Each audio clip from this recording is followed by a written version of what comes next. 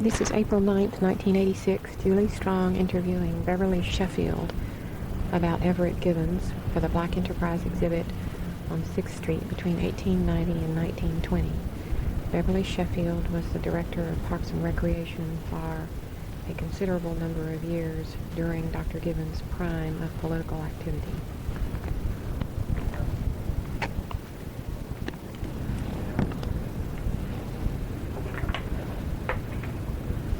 Gibbons was at the end of the war. You didn't want to lose. There was a threat of losing the Rosewood. Well, what I wanted to do was direct the Parks and Recreation.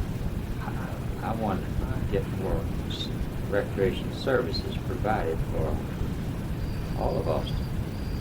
This was certainly a facility that I wanted to keep open and have a year-round operation there. We had the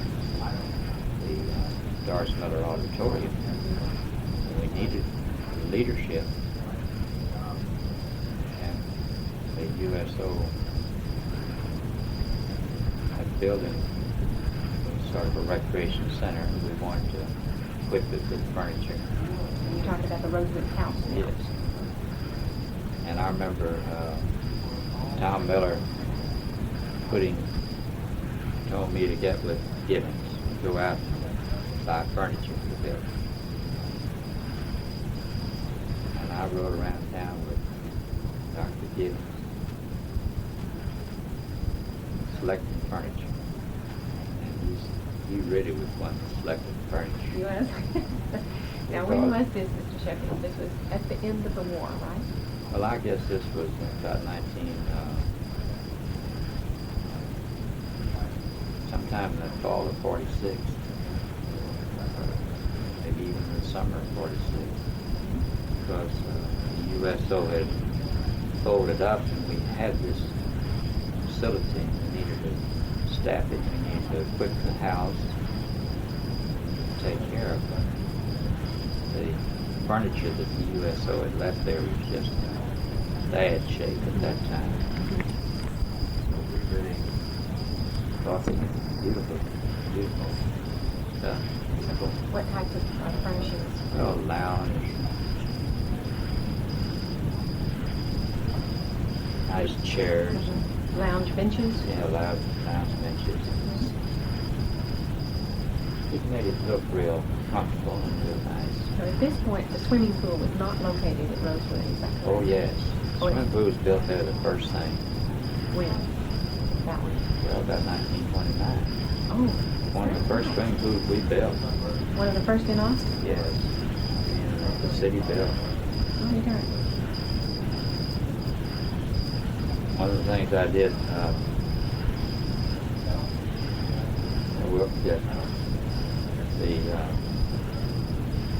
they hired lifeguard, a man named Red Fox. Mm-hmm. His nickname, Red Fox. Mm-hmm. He was the lifeguard. No one had given any of the black lifeguards any training at all. Not one. He was black. He was black. And I went out and trained him.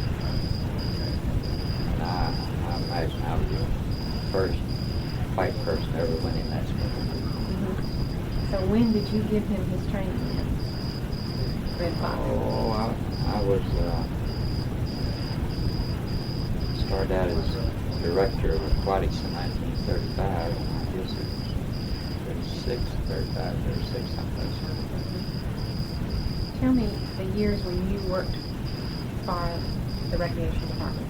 Well, the summer of 1934 through fall of 73. 40 years, black and Indian nice.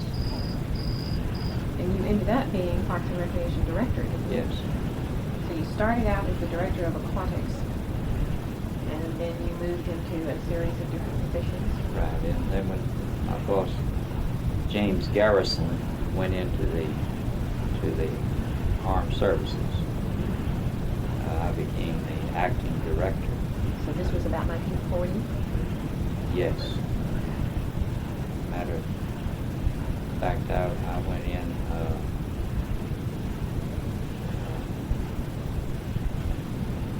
his acting director, I think.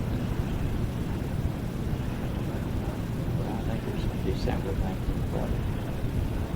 I was there 2 years before I went into the service. I went to service in 42. So how long then did you stay away from the Parks Department for the duration of the war? Yes. 42 to 45. And then you returned to the department. January the 1st of 46. And what was your position at that time? Director of Recreation. Did you ever know Billy Bess Sostra? Did the best? Sostra? Or Billy Bess Trinkman? Oh, sure. Oh, yes, but the best drink. She was a wonder. She was terrific. She was Stuart Bain. Oh, is that right? And Charles Trinkman, you know Charles Trinkman? That's his uncle. Huh? Charlie is Stuart's uncle. Yeah. These were the Where's children. Billy Bess now? She's dead. She died in 1980. She worked for us at one time. Yes. She worked at Metz Park. Yeah. She handled the children in their recreational activities. Stuart remembers going out with her to Metz Park. She was sort of sitting him, and she let him go swim. It was the most glorious days of my life. I got to swim all day long while Billy did her stuff. Well, she was a wonderful leader. Like, Oh, yeah. I wanted to have her come in and do us working full time. Never did. She was a great person. she ran a social work. She died in 1983 of cancer at a relatively young age. She was only about 50. It was sad.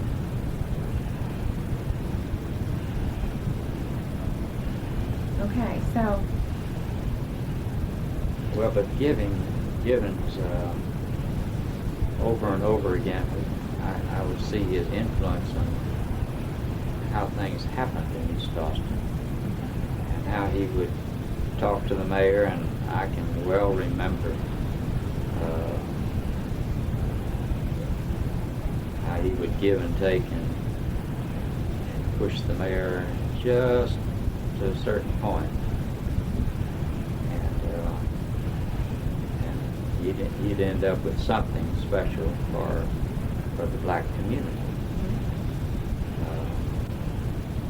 George Mapson, who was a playgrounder, who was a caretaker at Rosewood Park, and lived on the park, bought a house. I'm trying to remember the name of the street off of San Bernard. yeah, San Bernard and Lebanon. I think that George Madsen's widow still lives there. Yeah. She's in her 90s. I wanted to talk to her because I knew that Madsen had lived in the house, the Rosewood house, but I've been told that she's not terribly emergent. She comes and goes. Well, he built a bar, room in his house where the politicians would meet, and he would serve them, but somehow would find their liquor and beer or whatever. But when he no longer lived in the park, that's where he moved to, back to that house which he had owned for his life. Well, now, where was the bar that he built where the politicians would meet? In the Rosewood Recreation Center? No, in his home. In his home? Yeah. Uh-huh. And this is where the black politicians would meet? With the white, the white people there. Uh-huh. And he'd tell me about it. He was sort of well, he went around and did errands for Gibbons. Just was sort of the person who would do the little legwork for Gibbons. Gibbons was a powerful kind of certainly, when we wanted to build that ballpark, we actually built the ballpark out on a piece of land east of Airport Boulevard, and way out on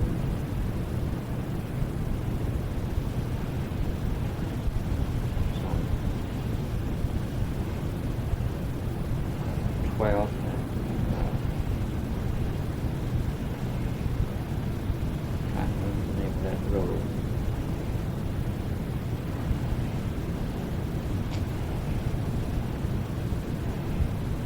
Goes out to the east, the community. What is that road? Weberville Road. We built on a piece of land out there where the city had a substation. And then later on, when the schools were seeking a site for an elementary school, they had owned the land down where Downsfield is now built. And we traded land with them. The school district owned the land where Downsfield. Yes. And that was their football field at Anderson High School. So we let them have that other piece of land, provided they would share and let us have a playground operation, summer playground at that school. At which location? First location or the second location? Well, the location out on Weberville Road Right. and 12th Street, out past Gibbons Park. Right. So the Downsfield then was transferred from the Weberville Road location into the Anderson High School Yes, location. there at 12th and I guess that's called Creek, Oh, Boggy? Boggy Creek.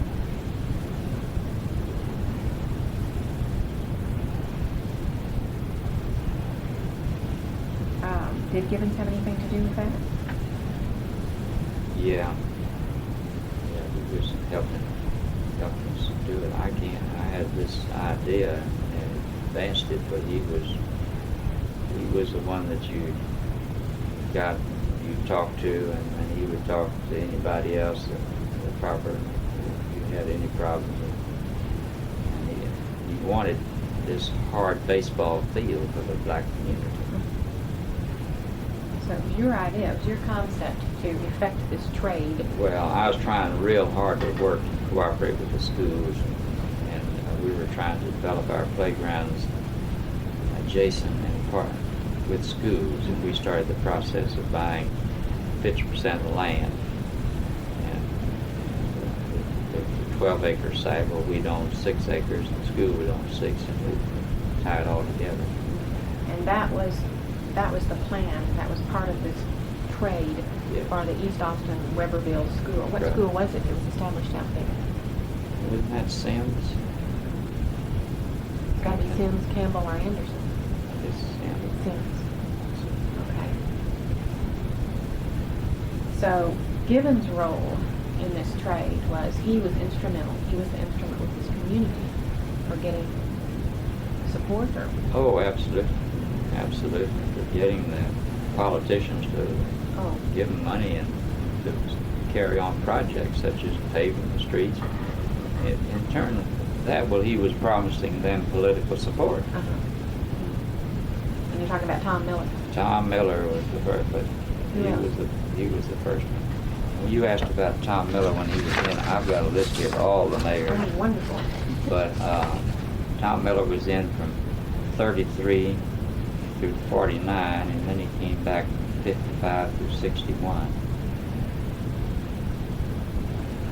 And do you think that Gibbons was as instrumental and active and effective in Miller's second term as he was in his first term? Or was Gibbons active throughout both of Miller's terms? Oh, yes.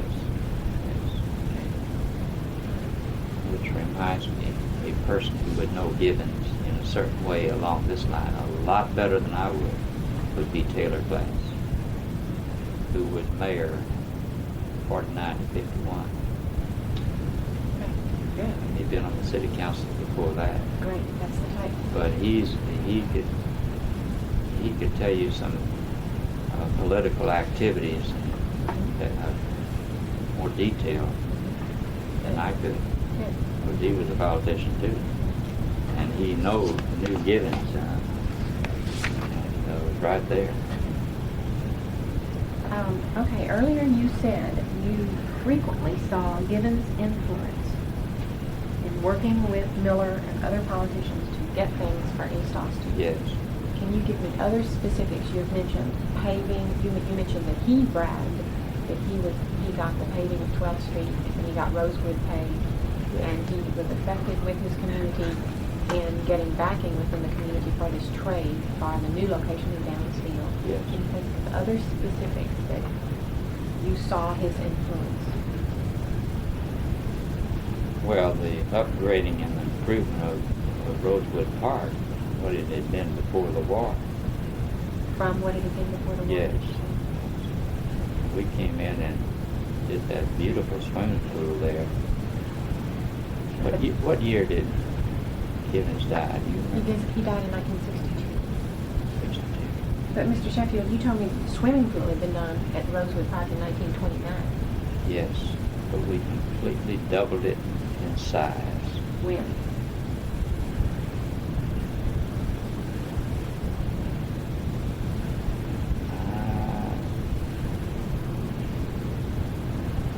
Would have to say it was early.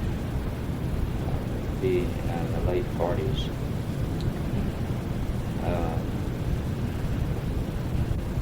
We had a bond election.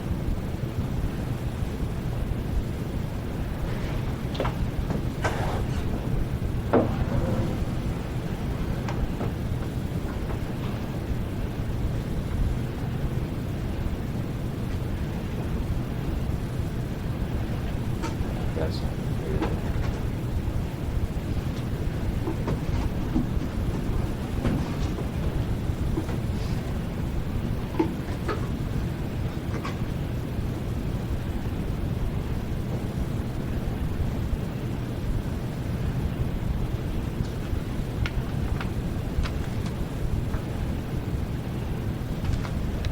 Rosewood Pool, 35,000 gallon capacity, 6-hour turnover, 3 gallons per minute, 70 by 125 foot pool.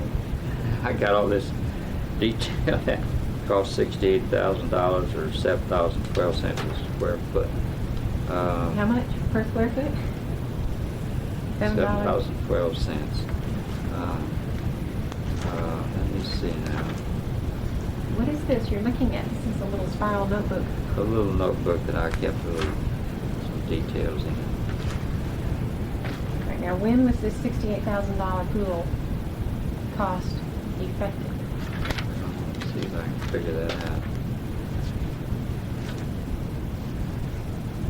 I've got the Bartholomew. Got a bunch of floods at Garden Springs. 1946, we had a bond issue of $768,000. That was the first bond issue that happened, I think, since 1926. Is that right? I think so. Oh, we went many, many years with no money for capital improvements. That's incredible. So out of the $768,000 bond came a $68,000 item for the improvement of Rosewood Pool, the expansion of the pool. Is that correct? Well, that was certainly part of it, I'm sure. And so the pool is larger now than it originally was 70 by 125 feet. No, it was originally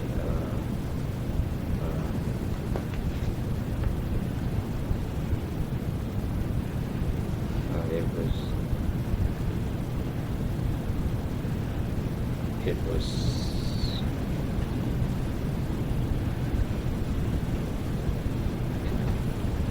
we more than doubled the size. We added to it, must have been 100 feet, not 30.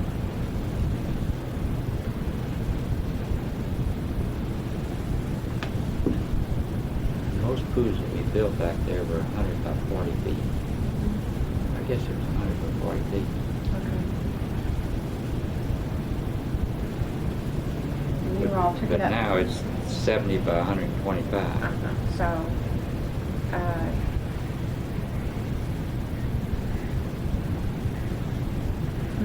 you almost did, well, that's not doubling, that's from 40 to 70 feet in one dimension, and from 100 to 125 in the other dimension. But I don't know what that does to the volume. I'm just talking about it. Well, if it was 40 by 100, now it's 70 by 125. That's a lot more square footage.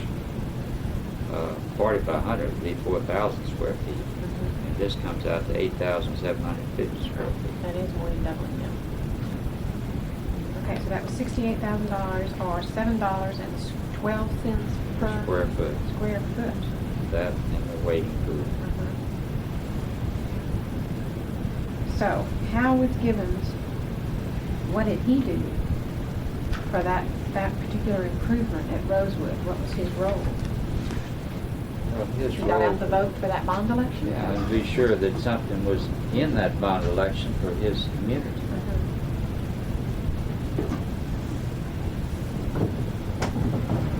Another person that might be able to be of benefit along this might be Reuben Roundtree. You know who Reuben Roundtree was? No, I don't. Well, he worked for the city almost as many years as I did. He started in there, I think, about 1937 or something. And he worked. He retired right after I did. Middle 70s? I retired in 78. 1980. Yeah, he retired about 1980, I think. But he was in the public works end of it, and he knows a lot of the money that was used to make these improvements in East Austin. Okay. And in some ways, he was closer to the city council than I was. In fact, he was acting city manager a couple of times. So he would have some good information.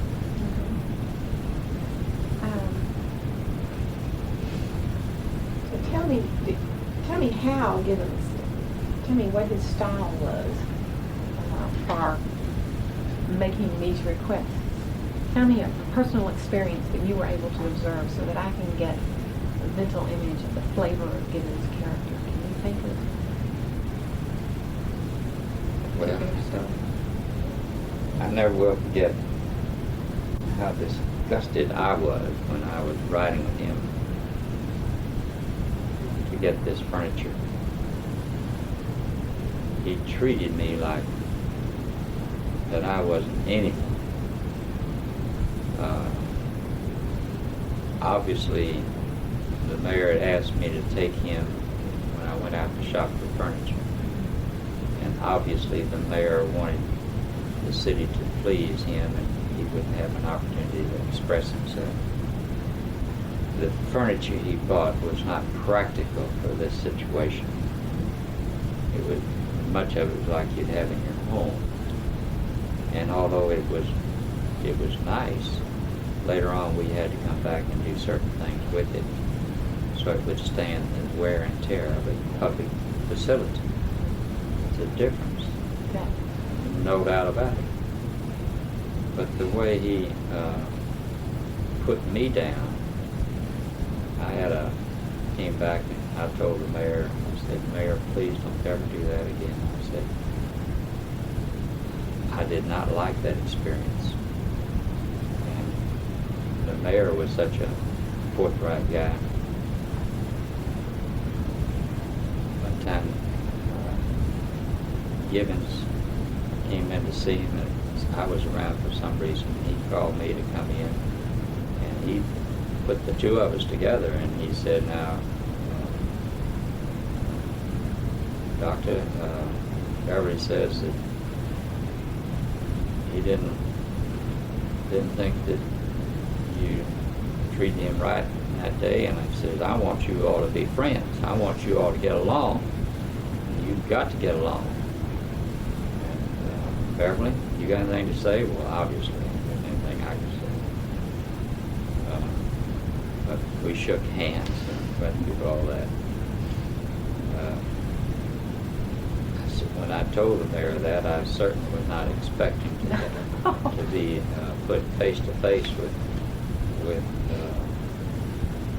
I thought I was talking, confidentially with him. Gibbons was big. He'd be very polished, very articulate. But he would also be pretty crude and rough.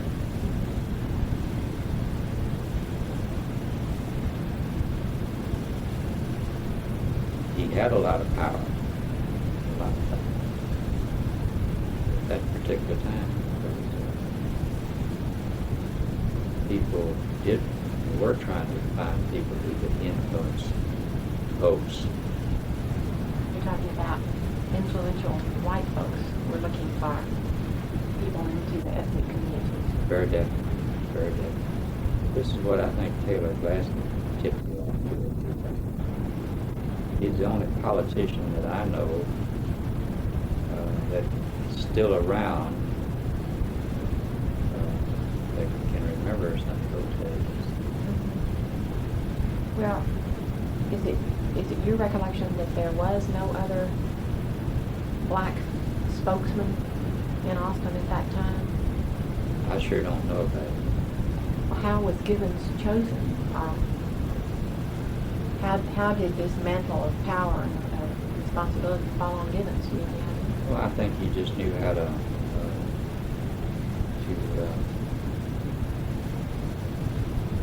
he wanted to do something for his people. And I won't say that he wasn't well motivated that way.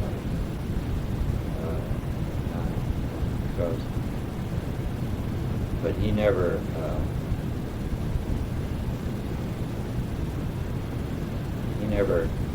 came to me or anything and talked about integrating swimming pools, playgrounds, and these activities. Nobody did. No. Well, we didn't wait for him. We started doing it before we were pressed. When did you all start doing it?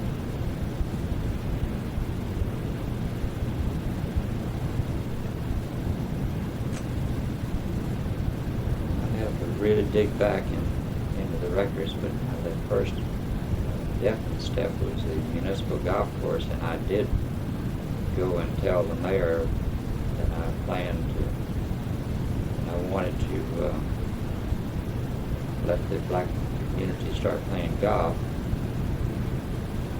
whenever they really put the money on the counter out there and wanted to play. Mm-hmm. And he said, well, I think you ought to be sure that the golfers know about this. So I remember meeting with the Golf Association out here in Hancock one evening and told them what we planned to do, and they were pretty agreeable to it. That's Hancock Recreation Center. Yeah. And so we talked over the Golf Pro, and the first time that a black came up to the counter and to test us, put their money down while we said play. Mm-hmm. And I think it went about 6 months before the American statesmen realized it. Really? Then after that, it was, I remember... Do you remember who that black man was by any chance who requested? Then I remember how I sat with Roy Guerrero, Yes, I know. and Roy may know something about Gibbons. Mm-hmm. But I sat with Roy, and we had a terrible situation with discrimination against the Mexican American community. Mm-hmm. And so we were going to try a softball game between the two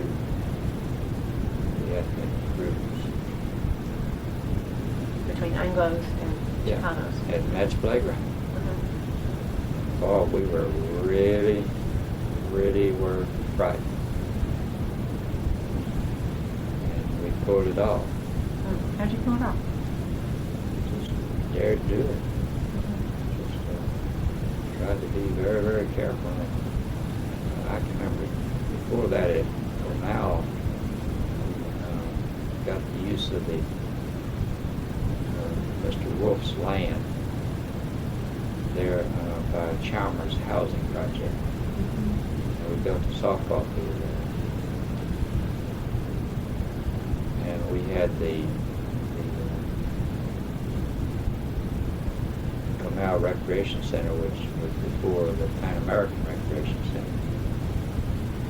And that was at the old school facility there on the corner of Cornell and 3rd Street. And the Chalmers housing project is Anglo. And the Mexican Americans went over to play on that facility. And there was a big ruckus, a big fight. And we had to put our foot down that it was for everybody. You know when this was? I'd have to get. Got out here a little something that would tell me when the Mao started, when these things were started, a little historical thing.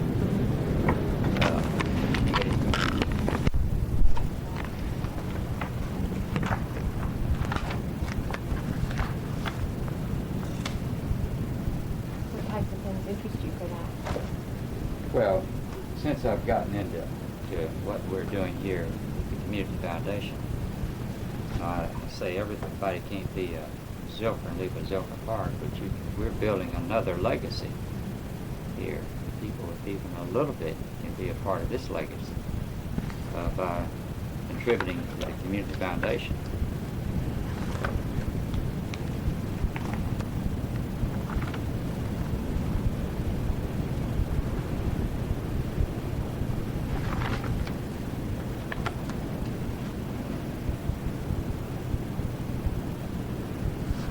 The things I'd like to know are when you began integrating swimming pools.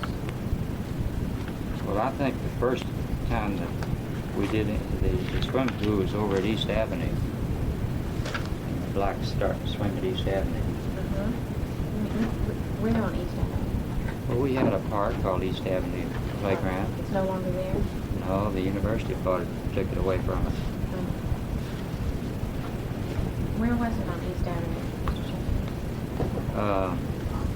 You remember where Wynn School was? Wynn School was at 19th and East Avenue. Close to the old junior high school, University Junior High School. But on the other side of I-35, Yeah. on the east side. Okay. And so this was 2 blocks up. Well, the Wynn Elementary School went up for a block, and then there was a way of street the way it came through, and that started with East Avenue Playground. So about the 2100 block. 19. Givens.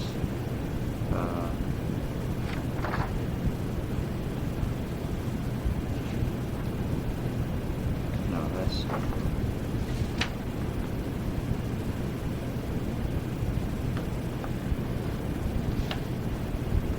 Comal, 1953. So that's the but- softball field at Camille?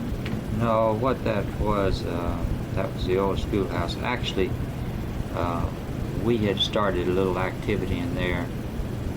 The school let us use it before the war. I mean, I was doing something with it.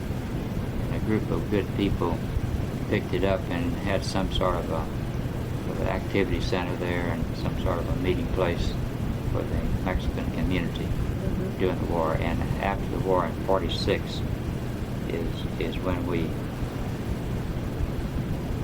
began trying to take it over, and I can remember we asked for something like a $3,000 a year budget for operation. We got half of that for our first to get started, and that's what led in to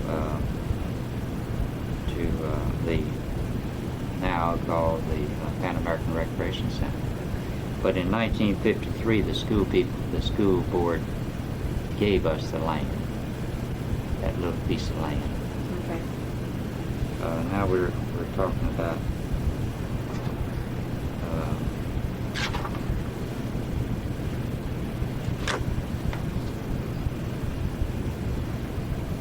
Rosewood, 1929.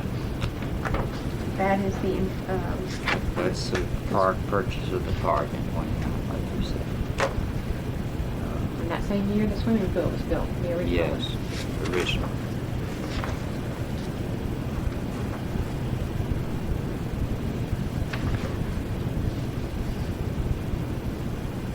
I'm going to back up and ask you something I don't understand. The USO was bringing in black soldiers to Austin? Well, we had, Camp Swift and Fort Hood up here. So there was a big influx of black people. It was the closest community of any size. So they were coming into Austin For for weekend. recreational purposes. Yes, for weekend. And so they ended up, because they were black, they ended up at the Rosewood Recreation Center. Yeah. But how long had the Rosewood Recreation Center remained a residence only with George Madison living there? Right up to the time USO took it over, and we let USO come in and redo the building, and then we also got the money to build the auditorium and gym. I see. You got the money through the USO or because of the USO's having... Well, we did that on our own. The city went out and get federal money. Well, the federal government was interested in doing things. They had to take care of their soldiers. soldiers. Yeah. They had a special program. Matter of fact, that was the first thing Jim Garrison did before he went into the Navy. He went out and to help develop coordination between communities, cities, and for servicemen to have recreation, and they had some money to help provide some of these facilities. So Garrison was the one who got the money for the conversion of Rosewood? No, but he probably, he was really probably out of it, because when Pearl Harbor came, he was gone. He was gone. He was gone the next day into the military.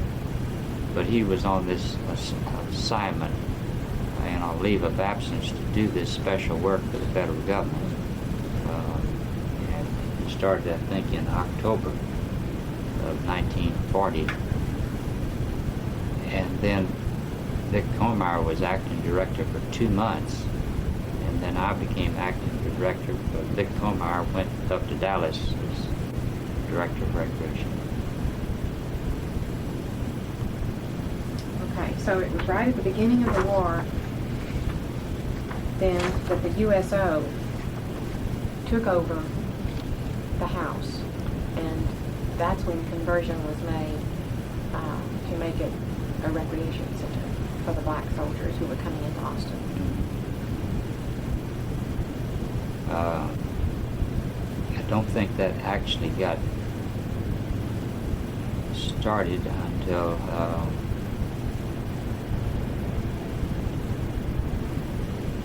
I remember going with some local citizens. We started a service center here in the Driscoll Hotel. Parks and Recreation Department started, and we had a Service center for blacks at the Driscoll? no for service personnel. Oh, okay. And I remember going to Houston to visit with USO officials to ask them to come in and service this community. And they did. And but I didn't leave the military until the fall of October of 42.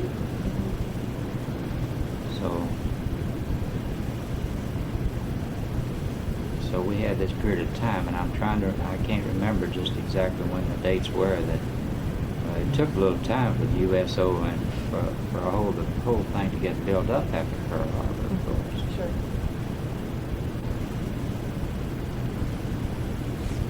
So what happened to Madsen at that time? Did he continue living upstairs, or is that when he moved to his? No, he had to move out.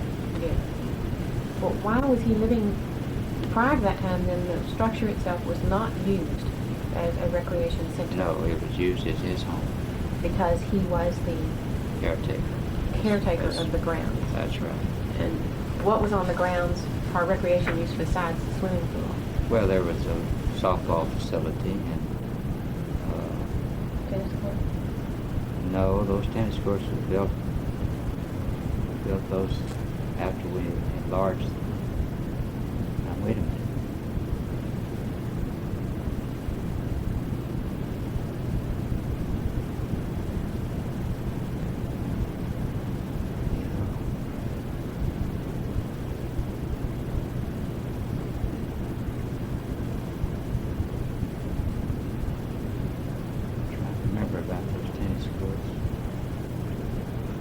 Quite sure we built those later.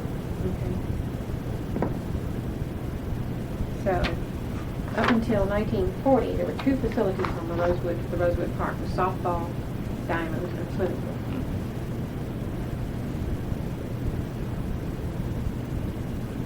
Well, we had a little playground equipment there. We had a playground leader there in the summertime. We had a little, just a little shelter.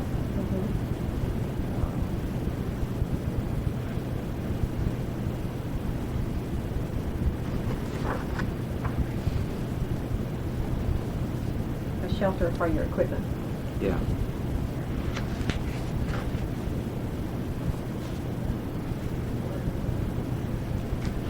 Right.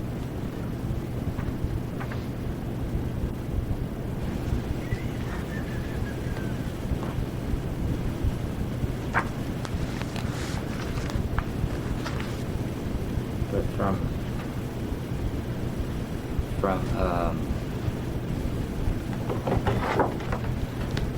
then our next step on integration was beginning to let blacks participate in our softball leagues on teams. And this would Phil Saunders, who was attorney here in town, was a member of the Downtown Baptist Church, the First Baptist Church, and had a lot to do with helping to get this started. So these were teams that were mixed black and white. Yeah, mixed. Not a league where a black team plays a white team. But we had a league at Rosewood Park. We had a black league. And we had all the white leagues. But when they started playing together,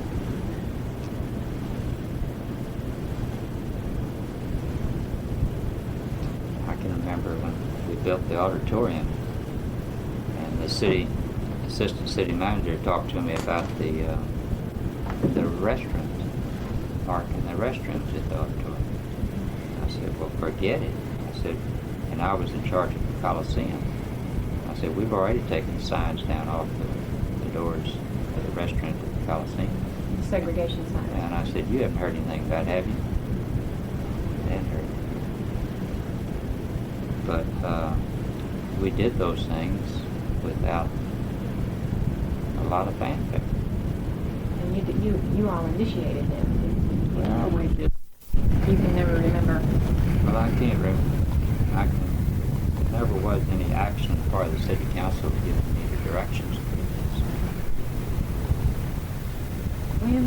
When was this step, do you recall, possible then this next step toward integration was where you had mixed softball teams.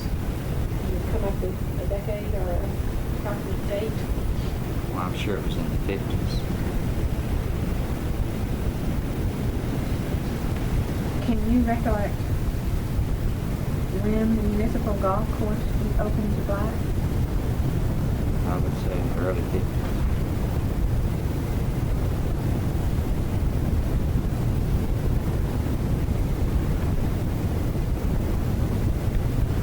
Right.